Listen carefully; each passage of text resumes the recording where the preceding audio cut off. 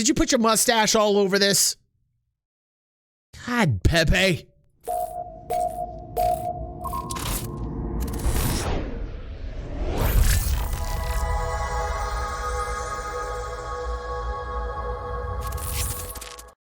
All right, we've been talking about metaverses lately. We've been talking about crypto and gaming lately. And we've got a video here that I might protest against. I might doused thou protest. Yes, I might. This guy, Upper Echelon Games and or Gamers. I've seen a couple of his videos before. He's very popular. He's got 400,000+ subscribers.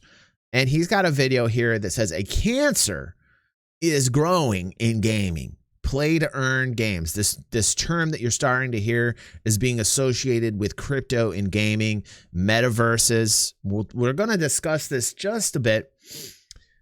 One thing I wanted to say before we start this video off, and I'm not quite sure what we're going to see because, as you know, I watched this first time with you guys and form my own opinions as we watch it. But on a lot of these pay-to-play games, there's this negative connotation, okay? And obviously, like the title, if you see here, a cancer is growing, play to earn games. Now, the negative connotation is there, I believe, because people instantly think of mean bosses paying low wages, like pay to earn. You got some crazy ass mean boss. He's going to pay you a shit amount, but it's really like the wrong conception. I think it's a misconception, but that's the people kind of tend to gravitate to that. And I think it's great as long as the creators are making it for the right reasons. So a lot of this is dependent upon the true desires of the creators, the developers of the game. If you've got a developer that's in it just for the money, then play to earn is a cancer. And I will agree. But if you have developers that are using, the game for the game, creating the game for gamers, and the monetary crypto is secondary, okay? And it's kind of like an afterthought, but the game is coming first, and you have the ability to earn money in a game without restrictions, without crazy limitations, without crazy imposed rules that make it very convoluted so that the developers are sucking in money. If you have an environment where creators are actually like, hey, we're doing this for the right reasons. We're creating a game for the game, and you have the ability to earn, and we're not putting restrictions in it. Now, all of a sudden, it's not so much a cancer anymore. Thank you so much, Jack. I think play to earn could work, but no one is doing one yet. That doesn't seem a straight cash grab. Hallelujah. Now, we've been talking about Star Atlas a lot on this channel. We've been talking about metaverses a lot on this channel. I do believe it's the future, and I do think that a lot of these are going to be cash grabs. I don't know if Star Atlas is or not. Honestly, I think they're just trying to figure out how much revenue they can bring in from the start, and they're going to develop it based upon what they can make off of that initial kind of seed money. But there will eventually be a developer that I think does it for the right reasons. One that's doing it for the game, for the gamers, and that the crypto and the earning aspect of the game is like a secondary thought. Now, it's eventual. It's just going to happen because this is the way the games are sliding into. And if I can play a game where I know the game is a good game and the creators made it purely for the game and the passion is there, and they also happen to have crypto that I can earn in without any crazy ass restrictions or policing, then I'm very interested. Jack says, Star Atlas is a cash grab for sure. They aren't starting at the same start point as C did. No veteran talent, no working demo to show off. Give us the money. And we did watch a video here on the channel, and I did have that kind of feeling when I watched the video because it had the CEO of Star Atlas, and he knew what he was talking about, but it seemed very finance oriented. So I would tend to agree with you just from the start. The website was very well put together. You can go check that out on DG360, where I do react to it. It's got a fair amount of views to it and a lot of discussion being had there on that video. And that is why I want to continue coverage of metaverses and pay to earn games, or play to earn games. So let's check this out.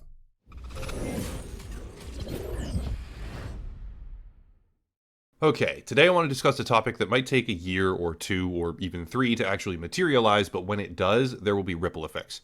The topic is blockchain, and while I do fully understand that many gaming enthusiasts simply don't care about blockchain technology, or NFTs for that matter, or any of those concepts in general, I'm here to tell you that you should care, because they are headed straight for the mainstream AAA video game industry like a cruise missile. Yeah, A lot of there's no this will be stopping. based on Ubisoft for today, because Ubisoft just held a quarterly earnings report conference call, and in that call, Yeah, these big name publishers are a fucking cancer. So, when it comes to like Ubisoft and a lot of these publishers are having these intentions of using blockchain, they're using it strictly on the old business model, what I call the legacy business model, which is to suck as much fucking cash as they can from the fucking end user. So, when he's talking about these big publishers doing it, yeah, I feel like he's corrected that. they revealed certain plans, action items, and agenda points that give an indication to shareholders where the company is intending to expand. For the sake of time, I'll focus on a few different quotes, but the entire call and PR-based document as well is linked down the description. During the call portion, Ubisoft's chief financial officer said the following, quote, "Blockchain will enable more play to earn that will enable more players to actually earn content, own content, and we think it's going to grow the industry quite a lot. We've been working with lots of small companies going on blockchain, and we're starting to have a good know-how on how it can impact the industry, and we want to be one of the key players here," end quote. The key word there, or key phrase, I guess, I suppose, is play to earn. This is about play to earn, and Star Atlas is one of those titles, Sketch, which is play to earn. There's going to be a lot of titles that you guys are going to see that are going to be play to earn, and there's going to be a lot of titles and developers out there making these play to earn games that are going to put bad tastes in your mouth because they are literally doing it to suck money away from you. But there will be, I don't know what title, I don't know what developer, but there will be a developer that is creating it for the game.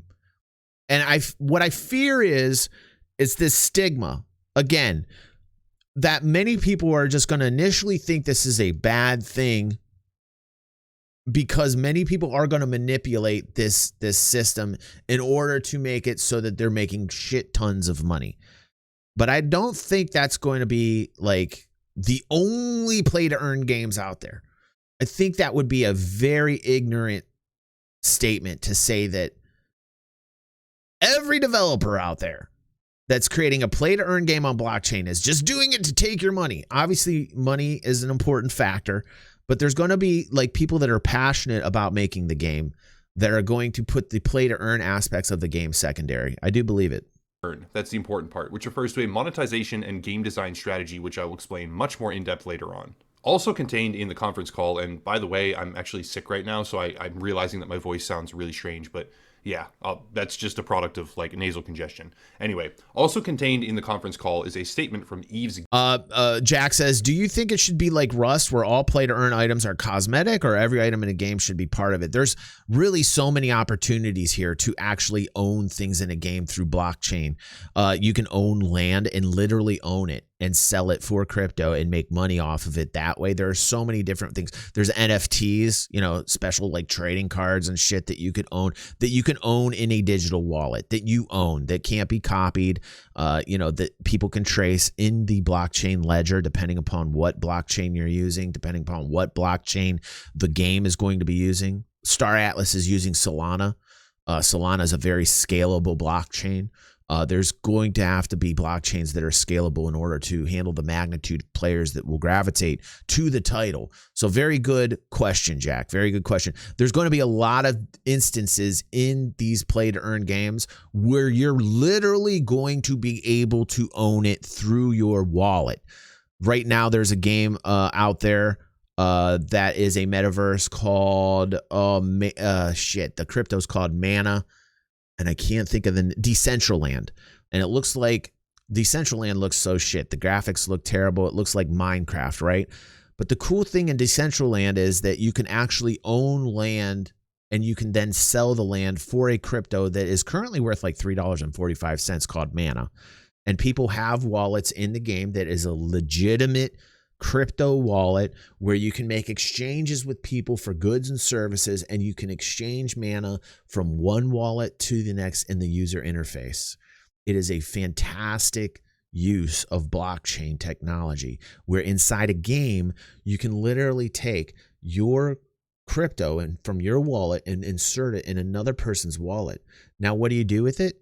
You can hold on to it if you think it's going to accrue in value more, or you can sell it on an exchange like Coinbase or FTX or any exchange out there that you can sell crypto on. So you can literally take that crypto from your wallet, put it to an exchange, and then sell it for fiat, sell it for money.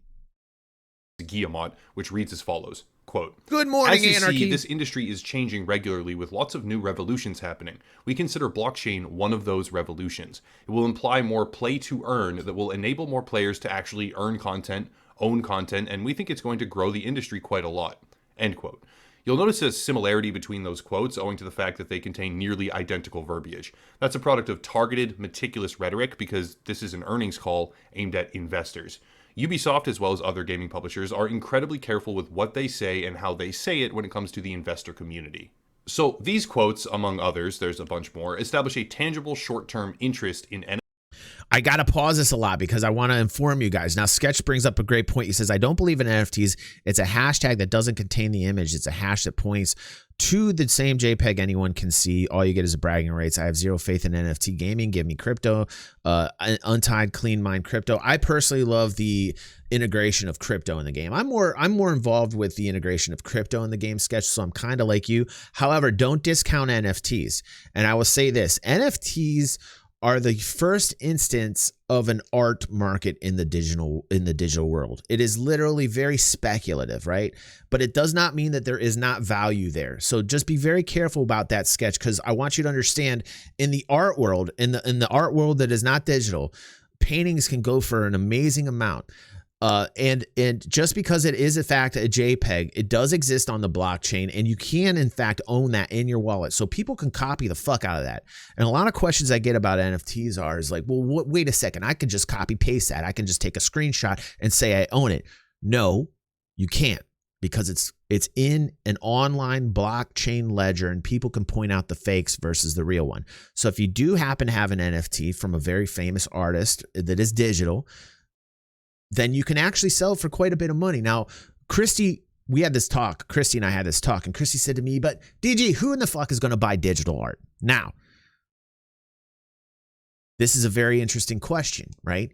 Because in terms of like where we're at right now in the timeline, I don't know. It's a very limited space if you think about it. But there's so many speculators and people coming in, bidding these prices up to like insane prices. NFT stands for non-fungible token, by the way, and these things are not tokens; they're not coins. It's legitimate pieces of work that you can own on the blockchain. They have an address. You can spot the real ones versus fake. But when metaverses come into play, and you can actually put this art on display in a metaverse, and you can see it physically, then it might be worth a little bit more. And as more people start to get in the VR world, and as more people start to plug in, and you can start to see physically that these pieces of art actually have like a space that they encompass, right? Then it becomes even more valuable. But then you might say, well, DG, that doesn't matter because it's not really like widespread yet. But if you look far into the future, perhaps like in Ready Player One, where people are plugging in all the time, and the metaverse is more real than the real life, I can see that happening. That could be a possibility. This is all speculation, by the way. Then all of a sudden, that piece of art might be worth even more, depending also upon the artist. So you have traditional legacy art rules applying to like a whole new valuation of how you view art. It's a whole new way to look at art. It's really a whole new way to look at art. And everything being digital anyway, and the future that I can see, it kind of makes sense. NFTs, blockchain, and crypto-based games, which are referred to as play-to-earn titles in the conference call. However, Ubisoft has actually had an interest in blockchain expansion for quite some time. Most recently, Ubisoft backed a company called Animoca during a $65 million cap raise, and Animoca is a specialist in NFT and play-to-earn gaming groups with a growing portfolio of projects. As defined by Animoca, play-to-earn is a system that enables players to buy NFT characters or tools using in-game currency, then using the digital assets to enhance their performance in the game and earn the game's crypto. These tokens can then be exchanged for fiat currency or used to continue buying NFTs. Jack says, I have to respond to these comments. So Jeff says he has a friend who's made $88,000 in the game off of NFTs, dude. This is very real. The money-making potential is very real, just so you guys know. Jack says, I will say the metaverse is not a goal. Ready Player One is a dystopia. We let society and the planet collapse so far that we all voluntarily plug into the matrix. It's kind of true. Cyberpunk is a warning, not an end goal. Now, think about how many people, right? I can actually remember this in the 90s, like even early 90s, late 80s, where people were like, video games. Video games. Not going to be a big biz. There was a lot of people that were like, these fucking video games, they're just like kids shit. They're just for kids. Video games are just for kids. Shit, I remember my parents, man, talking about video games like it was like the like an evil. It was like a plague. DG spends all his time playing video games. I did. I have such a fucking repertoire of gaming, of titles and consoles and PC games, and it's ridiculous. But like I can remember those talks, and look how far gaming has come. Gaming is a huge industry. So VR is a next step, and VR plugs right into Metaverse. VR can plug right into Metaverse, and then you incorporate, money into it. Dude, it just seems like it's something that's you're not going to be able to stop it. It just seems like an eventuality to me. It reminds me of like how Blockbuster died out to Netflix. Did you know the CEO of Netflix approached Blockbuster and he told them, hey, would you like to buy this idea? And Blockbuster turned it down. Did you guys know that shit? Netflix is huge. Their market cap is huge now. I think they're like $600 a share. So I kind of view like what's happening now in the gaming world to kind of how I see like the evolution of gaming. How Blockbuster died out to Netflix, very similar to like how I see like blockchain and pay to earn. Kind of like, if you're playing a game and you have the ability to make money in the game and you like the game and you feel like the developers and the publishers are doing it for the right reasons, and you have the ability to earn in the game, I don't see what's going to stop people from going to that. I just don't see like if I could play Star Citizen the way that it is now, and I can make money playing Star Citizen versus play Star Citizen the way that it is now, like why would I choose not to play Star Citizen and make money also? You guys get my logic on that? I feel like sometimes I'm the only one that feels this way sometimes when I talk about these things. Basically, it's a fusion between real currency, in-game mechanics, pay to win, and crypto. So now that we've more clearly defined their nebulous terminology from the earnings call, it's time to ask the question, just how enthusiastic are they on the subject? The answer to that is actually quite obvious when you dig even slightly into the company's latest efforts, so let's dive in. For example, Ubisoft has a division called the Strategic Innovation Lab, which gave an hour-long presentation Just came from there sketch conference in 2019, specifically about exploring blockchain integrations for their games. This panel contained descriptions of their terminology, ideas for why, how, and when to monetize with the tech, why it's important and useful for different games, and a whole lot more. But the primary takeaway is that the company has been building on a fundamental interest for blockchain technology and NFT concepts for quite some time. On top of this, there is another division of Ubisoft called the Entrepreneurs Lab, which focuses on startups and new opportunities through investment. On their list of previously supported companies, we can see names like Aleph.im, Horizon Blockchain Games, and Non-Fungible, which focuses on everything from blockchain token design in games to incentivizing and promoting the adoption of NFTs, as well as enhancing their liquidity. Basically, Ubisoft isn't just saying that they plan to expand into blockchain tech, they are actively doing it while promoting it to more people on purpose, trying to spur adoption, and they have been for quite a while. So understanding what play to earn actually means, realizing that Ubisoft has now invested directly into Animoca brands, and also considering their other investments in the space, what would a play to earn project, game, or community especially actually look like? Animoca Brands has a number of separate projects, but one of them is a play-to-earn community called Gamey. It's game, but with two E's. Gamey is a platform where you supposedly get paid for playing the games and effectively participate in daily or weekly lotteries. Funny story, I'm pretty sure... Yeah, I'm not talking about this fucking model. This is a busted model. It's a little irresponsible just to look at this model and say that play to earn games are a cancer that's growing in gaming. And like this is definitely a cancer that's growing in gaming. This is a shitty model. Like, this is an absolute shitty model. And it's a little bit biased, if you ask me. Like, because this is basically a developer that we all know fucking sucks money through our nostrils every fucking day long. And they're basically like, oh, if you play our game, we're going to pay in crypto. I'm not talking about that fucking format. That is a busted format. That is a busted, cancerous format. I absolutely agree with him on this. But there's going to be plenty of blockchain games, pay to earn, that are out there that have their own thriving economies, you know? So first off, I would just say that this seems like a very biased view based upon one developer so far from what I'm seeing. You know, imagine a game that actually like lets the market decide pricing, like the real world, you know? Price is a true reflection of value according to people's supply and demand. Supply and demand dictates price. Supply and demand dictates the price always. The price is the truth on the asset. There might be areas where speculative bubbles, there might be areas of valuation that are lower, but generally price is the truth on the asset most times when there's not huge speculative bubbles. But the market determines that.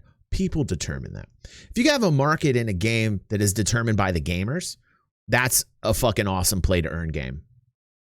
That's the type of template I'm talking about. That's the type of model that I'm talking about. Sure that platform in particular actually reached out to me for a sponsorship, but it was one of the ones that was like so badly worded and so stupid that it immediately got deleted and cleansed. So I don't actually remember much about it, but basically the correspondence that I've seen, or at least from what I remember, is an absolute joke. For the most part, these are browser flash games that just suck. I can't even figure out how to play half of them because they aren't even games in some cases. They're just luck-based nothingness, and they absolutely spam you with advertisements. Every other game, you get slammed like with a full window ad every time you try to restart, or every other time.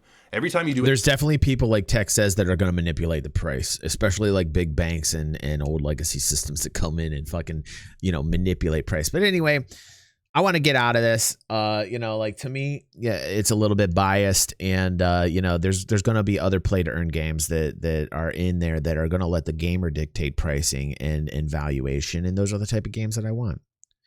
Those are the type of games that I'm looking forward to. And, you know, obviously when you have big developers like Ubisoft and God only knows Electronic Arts, and everybody's going to fucking jump on the bandwagon, Blizzard, Activision, all these big fucking corporate names are going to jump onto this and fucking give it the fucking tarnish that I don't want it to have. And I hope it doesn't put a bad taste in people's mouth, and people realize that there's going to be differences out there. There's going to be plenty of choice out there when it comes to play to earn games. It's not just going to be an Ubisoft model. It's not just going to be an Electronic Arts model. It's not just going to be a fucking bullshit, Activision Blizzard model. We all know the models. We are all accustomed to the DLC blood sucking. We know what they do. We know what they're going to do to blockchain. We know how they're going to approach the play to earn area. We get that. I'm talking about the fucking sweet ass developers that are using people that are interested in their game, and the backing comes from the people, the funding, the gamers that want to play the game.